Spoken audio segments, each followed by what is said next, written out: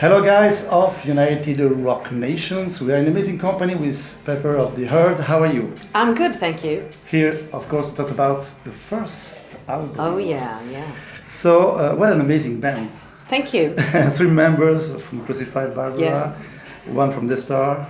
And me. And you, of course. And who are you? So tell us about how you met them and how you decided to create this band. We all have been friends for a long time, Okay. you know, like meeting at concerts. We've known each other since we all live in Stockholm, obviously. So yeah, it's been a natural thing. And I remember I heard the news about Crucified Barbara splitting up, and I was like, oh, it's too bad. Okay, yeah, well, life goes on, you know, things happen. Absolutely. And I didn't think about much that. And then I ran into Ida at the subway station, and she asked me, oh, hey Pepper, what are you up to? And I was like, yeah, just on my way home from work, you know, gonna listen to some music and, you know, dream about being a singer in a band, you know. Why not? Yeah, why not? You know, as you do on a Monday night after work or whatever. And so she said, yeah, but we have a new project. Don't you want to come and join us in the rehearsal room, you know? Listen to some songs and maybe try something. Could be fun. And I was like, yeah, okay, send me some songs. I do that. Same night, she sent me some songs, and I was very eager to listen, of course. And I did that, and like, oh yeah, this is cool. So I get back to Ida real quick, and a couple of days later, we met in the rehearsal space. Yes.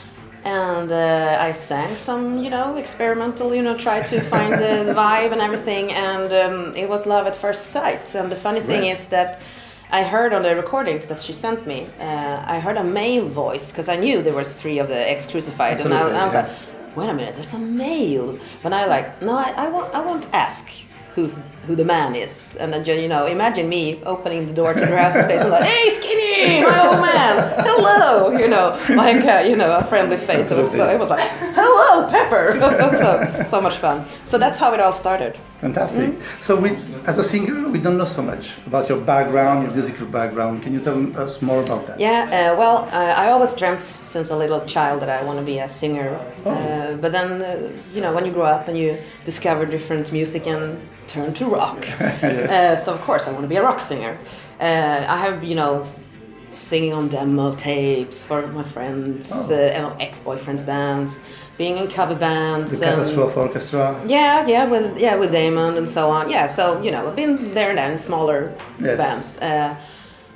But I have always been singing. So yeah, you know. Without a band. Yeah. But I used to be with a band called Crunch. Okay. Yeah, so we recorded a single together, and it started with that I was doing backup vocals on some other songs, and then I was in the band for maybe 1.5 years, and then Herd came along. So the Herd train is a faster and bigger train. So tell us how it works on the Herd. Who bring the main ideas? On the band, the guitars, of the songs. Who brings the main ideas? Is it a collective way of songwriting, or is just one guitarist, or I don't know, one people on the band? It's a collective work. Yes. Yeah, everyone is involved. But since I don't really play any like instruments, of course I can play a little bit guitar, but only chambre séparée guitar playing. No. You know, my nails are too long, so I can't. You know. Oh yes. Flamenco, perhaps? No, I don't know. Anyway, but mostly, of course, the Skinny and Clara comes with the guitar ideas. Absolutely. Yeah, and Ida comes with some bass ideas, of course, and so on. But we all help each other. You know, we try. You know, what if we play like this? And then maybe Skinny like, oh, do the other way around, or add this, and okay. So it's really like, you know, it's like making the perfect tomato sauce or something. You just add the spices and too much egg or whatever. And yeah, so it's. But I like that everyone is involved instead of like, I have done this.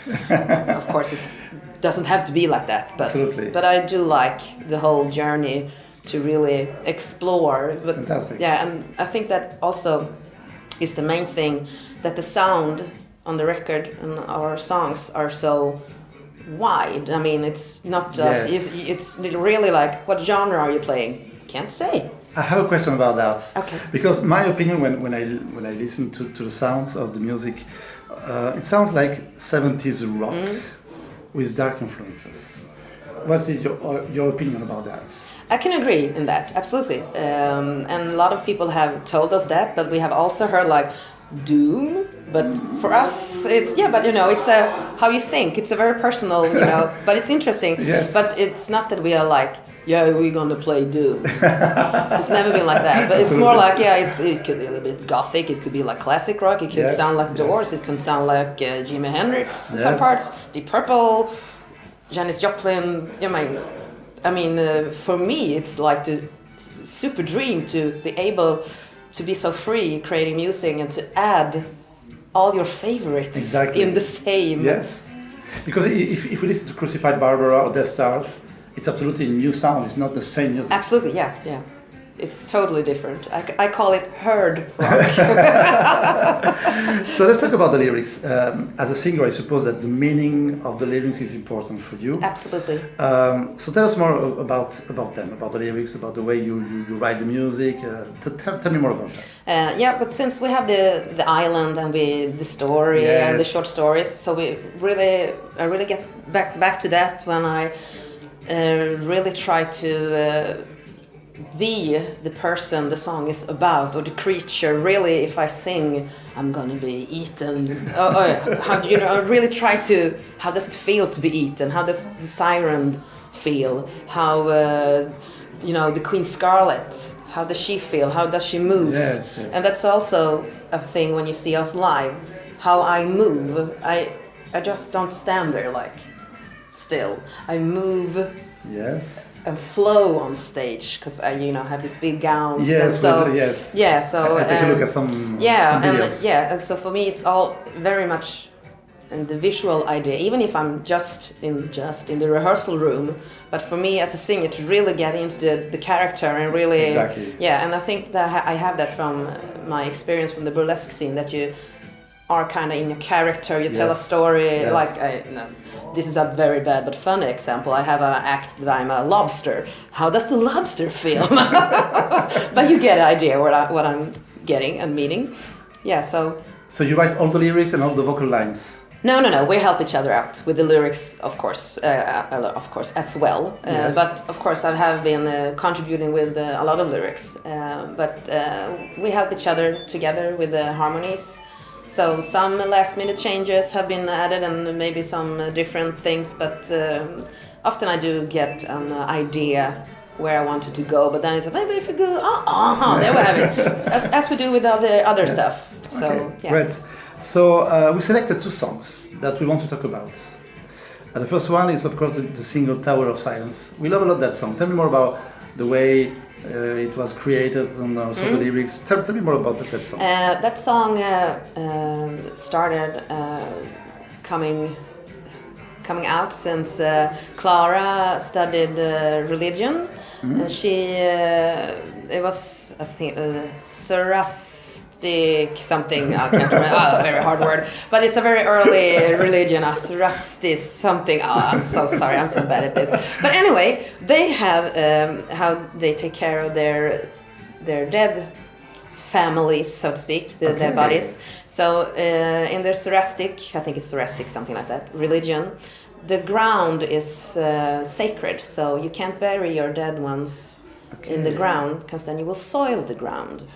So they build a tower, and it's called the Tower of Silence.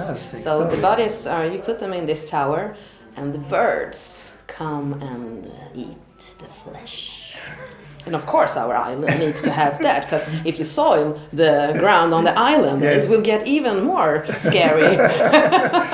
That's the meaning of the lyrics. Yeah. So we use that religion knowledge, which is interesting story by itself, and then we added it to our mystical real life thingy island to get a perfect twitch. That story. But one of my favorites is the last title of the album, "Leave the Island." There is two parts on it, one more lower and it grows in the... Yes, absolutely. Tell me more about that song. It's a really great song. Yeah. I love a lot of this song. Yeah, I do love that too. It's really fun to perform because everyone, you can see the audience like, Yeah. and then, it's like, yeah, you didn't see that one coming. Exactly. But that is like the story, the classic. Like for an example, when you're in a relationship, Yes. you came to the island and it was blooming and oh, it was perfect. Oh, lots of wine, perfect love. And then it's fall comes and it gets a little bit colder. Not always. No, but not that fast perhaps in all the four seasons. Exactly. But yeah, so it's like a love song-ish, but to the island instead. And then you finally leave, so it's like a misfortunate relationship. And the songwriting of the song? Who bring the main ideas of this song? Do you remember? I remember me and Clara sat a long time writing the lyrics for this song and And the music also? Yeah. Okay. So what's the next step? Usually when a band record an album, there's a tour, but we haven't seen anything planned at the moment. No, I don't have any dates, so that I can give you. No, nothing. But I think really the world is waiting for the album to come out. Yes. So it's 1 month left. Yes, November. Yes. Yeah, so it's like, come on. Yeah, hurry up. Absolutely. So absolutely, I think afterwards, after the release, something good will happen real fast. Here in Europe, in France? Absolutely, we would love to come to France, but of course Europe, the rest of the world, everyone who needs us, holler and we will come. So, I have a personal question. Let's talk a little bit of you. You work as a model, you sung on Catastrophe Orchestra, you created the pearl of rock and roll decadence. Yeah. Sometimes you are like this. Gina Simmons, yeah. Gina Simmons. So, who is Pepper in the real life? Just like that. Like that? Yeah. That's my normal suit. When I get home, like, oh yeah, perfect. Well, it happens. Yeah. My husband is really happy. But he likes Kiss, probably. Yeah, sure. Okay, fantastic. So thank you very much, Pepper, for this information about the new album. We hope you the best. We love a lot the album, so thank you so of course much. we do the best to promote it, and hope you to see here in France. Oh yeah. Live, because I think there is when you're on live, I think that it's very theatrical, you wear dresses, you wear some. I think it's very visual. Yeah. That's my vision, Yes. my plan to make it more as a show. Exactly. I think Alice Cooper wise, Yes. And I'm a huge fan of Alice Cooper. Okay. I always loved him and all these shows. Like, oh wow, But I mean, of course, that costs a lot of money. But one day, I'll maybe chop off my head and see that. So something else. No, but But I have some ideas that I can't tell you right now. Thank you very much. Thank you so much. Thank you. Bye. Thank you. Bye. Hi, I'm Pepper from The Herd, and you're watching United Rock Nations.